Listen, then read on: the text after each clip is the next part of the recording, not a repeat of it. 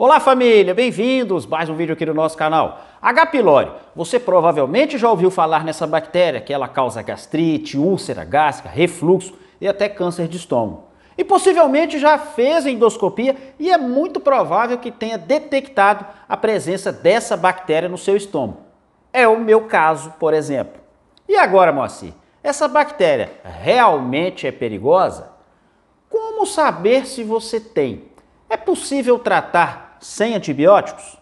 Vamos falar sobre tudo isso no nosso vídeo de hoje. E eu já te convido para se inscrever no meu canal se você não é inscrito. Não paga nada, pessoal, é de graça. Basta clicar aí em inscrever-se, não se esquecer de marcar o sininho e não se esquecer de marcar todas. E claro, né? Dá um joinha, dá um like nesse vídeo, é muito importante para o meu trabalho e eu sei que não te custa nada. Dá um like agora, vai que você esquece.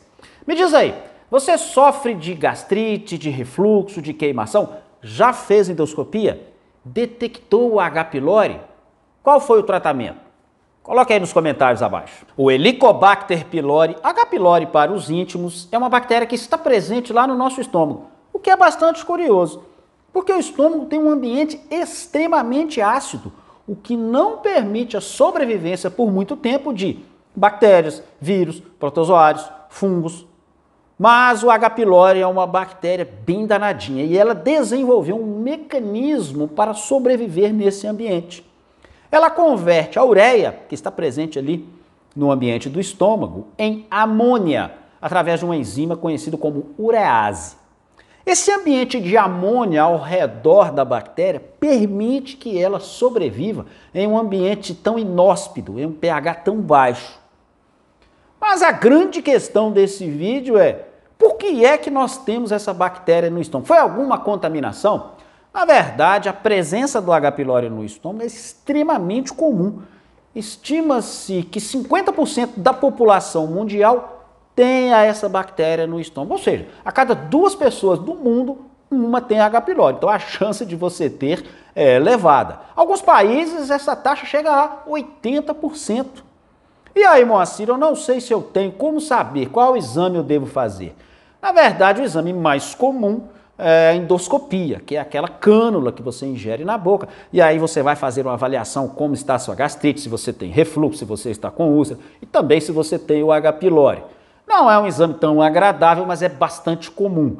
Mas existem também exames não invasivos. Então, hoje você pode simplesmente soprar, né, através do seu sopro, se identifica a presença do H. pylori e também através de antígenos fecais. Você pega ali o material fecal, as fezes, e avalia os antígenos para ver se você tem essa bactéria no seu estômago. Mas a grande questão desse vídeo mesmo é, Moacir, essa bactéria vai causar úlcera, vai causar câncer de estômago? Bom, nos anos 90, nos anos 2000, era muito comum. Se fazia o exame, né, geralmente a endoscopia, e aí verificava-se a presença do H. pylori e já entrava com o tratamento. Então, tinha bactéria, tinha H. pylori, já entrava com o tratamento. O tratamento era a base de antibióticos, né? Geralmente se utilizava amoxicilina, claritromicina e metronidazol associado. E também usavam um inibidor de bomba protônica. Antigamente era o omeprazol, depois lanzoprazol, depois passou para pantoprazol. Todos esses são inibidores da bomba protônica, que diminuem a acidez do estômago. Inclusive, esses medicamentos até hoje são vendidos na forma de kits. Né? Já vem o primeiro dia, o segundo dia, o terceiro dia, assim sucessivamente. Mas hoje não se trata mais dessa forma. A simples presença da bactéria no estômago não quer dizer que você precisa matá-la, que você precisa usar antibiótico. Até porque o uso de antibiótico também traz vários problemas. Você altera a sua flora lá no seu intestino. Então, se você ficar tomando... Então, tem H. pylori, toma antibiótico. No próximo ano, H. pylori de novo, toma antibiótico. Não pode ficar tomando antibiótico assim, a esmo. Então, não é mais assim. A simples presença da bactéria não quer dizer que você tenha que entrar com tratamento à base de antibiótico. Aí é preciso uma avaliação do médico, porque ele precisa avaliar outros fatores. Então, tem a bactéria, tem gastrite, mas essa gastrite é uma gastrite leve, também não é necessário o uso de antibiótico. Essa gastrite é uma gastrite mais severa, está causando dor, um desconforto mais agudo, aí pode ser o caso de entrar com antibiótico, porque a presença da bactéria nessas condições pode aumentar a sua chance de desenvolver uma úlcera, por exemplo. Se tiver úlcera, nem se fala, é importante fazer o tratamento. Lembrando que antigamente úlcera precisava ser feito de forma cirúrgica o tratamento. Hoje não precisa mais nada disso, basta um tratamento medicamentoso. Moacir, é possível tratar o H. pylori sem usar antibióticos ou prevenir a presença do H. pylori sem o uso de antibióticos? Sim, é possível. Existem alguns suplementos, existem algumas plantas que ajudam muito nesse quadro. Então, se você tem gastrite, se você tem refluxo, se você tem queimação, já é um sinal para você fazer endoscopia e avaliar como é que está isso. Mas é importante e é interessante o uso de alguns suplementos. Por exemplo, a betaína. A betaína é uma substância que ajuda na produção de ácido clorídrico no nosso estômago. Muita gente acha que o refluxo, que a gastrite, é devido sempre ao excesso de ácido. Não necessariamente. Muitas vezes esse refluxo, essa gastrite, é por falta de ácido clorídrico. Se você tem pouco ácido, o alimento fica mais tempo no seu estômago, então tende a dar um refluxo, porque o ácido é importante para a digestão, então a tendência de refluxo é maior. E também se você tem pouco ácido, se o seu pH não está tão baixo, a tendência do H. pylori sobreviver mais é maior. Então, quanto menos a acidez no estômago, mais o H. pylori sobrevive. Quanto mais ácido, o ambiente mais inóspito para ele. Então, a betaína pode ser uma terapia bem interessante para quem tem H. pylori e para quem tem gastrite devido à falta de ácido. O seu médico sabe avaliar isso, ele vai conseguir avaliar isso, se a sua gastrite é por falta ou por excesso de ácido. O zinco e a L-carnosina também são duas substâncias muito interessantes para o controle do H. pylori. Tá? Tanto o zinco como a L-carnosina, elas inibem a urease, que é exatamente aquela enzima que transforma a ureia em amônia e que dá essa proteção para a bactéria. Então, o uso de zinco e de L-carnosina diminui a proliferação dessa bactéria. E algumas plantas são bem interessantes, tanto para diminuir a população de H. pylori, quanto para tratar gastrite, refluxo, azia. A mais conhecida é a Maithenus ilicifolia, que é a famosa espinheira santa. Você provavelmente já ouviu falar que a tintura de espinheira santa, cápsula de espinheira santa, o próprio chá é interessante para quem tem azia, para quem tem gastrite, para quem tem queimação, e é verdade. Mas a planta que tem maiores evidências científicas é a Casearia silvestris, está conhecida aqui no Brasil como guaçatonga.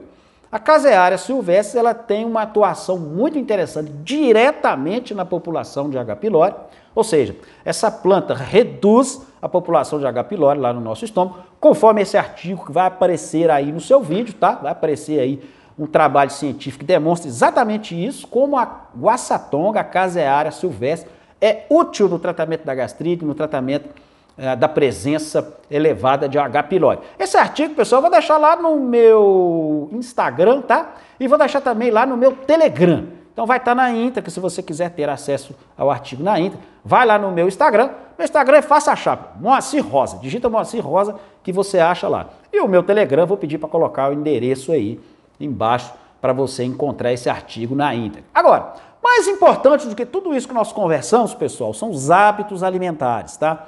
Dependendo da sua alimentação, isso pode ser muito mais grave para o seu estômago do que a simples presença do H. pylori.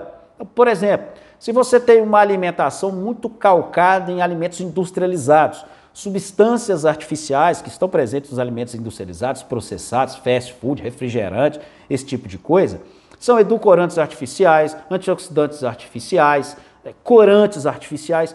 Isso tudo é extremamente agressivo para o nosso estômago e piora muito o quadro de gastrite, o quadro de refluxo. Então é muito importante que você tenha uma alimentação baseada em comida de verdade. Nós sempre falamos isso aqui para tudo, né? Para tudo na sua saúde é comida de verdade.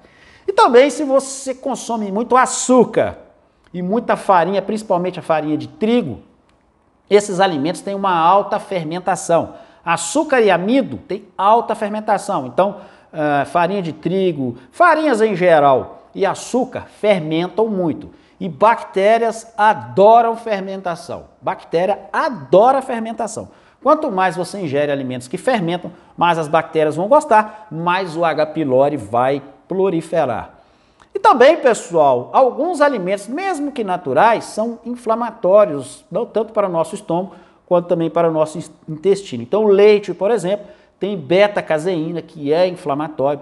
Isso tende a piorar o quadro de gastrite, de refluxo, e também o glúten que está presente na farinha de trigo. Olha o meu caso, por exemplo. Eu tinha gastrite crônica, tá? Era uma queimação durante o dia insuportável. Eu tomava na época hidróxido de alumínio, né? Praticamente não se usa mais isso, mas era o que tinha na época, hidróxido de alumínio. Depois veio o omeprazol, comecei a tratar com o omeprazol todos os dias. Eu chegava a tomar 20 comprimidos de hidróxido de alumínio por dia. E eu tinha no meu estômago a bactéria, o H. pylori. Cheguei a tratar com antibiótico, né, quando eu era jovem ali. Resolveu? Não resolveu. O H. pylori voltou e a gastrite não melhorou. Melhorou só durante o tratamento. O que é que eu fiz para resolver? Cortei da minha dieta leite e cortei farinha de trigo. Sabe o que aconteceu com a minha gastrite? Desapareceu. Hoje eu não tenho gastrite, não tomo remédio nenhum, não tomo antiácido nenhum e desapareceu. Às vezes, quando eu arrisco a comer um panetone igual agora no Natal, uma coisa assim, a gastrite volta. Então, olha como o glúten e olha como o derivado do leite pode estar sendo a causa da sua gastrite, do seu refluxo, ok? Pessoal, meu site, hein? www.ddadordereimoacir.com.br. Lá no meu site tem meus cursos, os suplementos que eu uso, que eu indico, materiais gratuitos, tá tudo lá no meu site, tá? Espero que vocês tenham gostado desse vídeo. Não deixem de compartilhar, pessoal. Muita gente não sabe dessas informações que eu estou passando para vocês. E eu aguardo vocês no nosso próximo vídeo. Não deixe também de conferir minhas outras redes sociais, tá? TikTok, Instagram, tem um monte de informações interessantes para vocês lá. Um grande abraço, pessoal, e até a nossa próxima conversa. Até lá!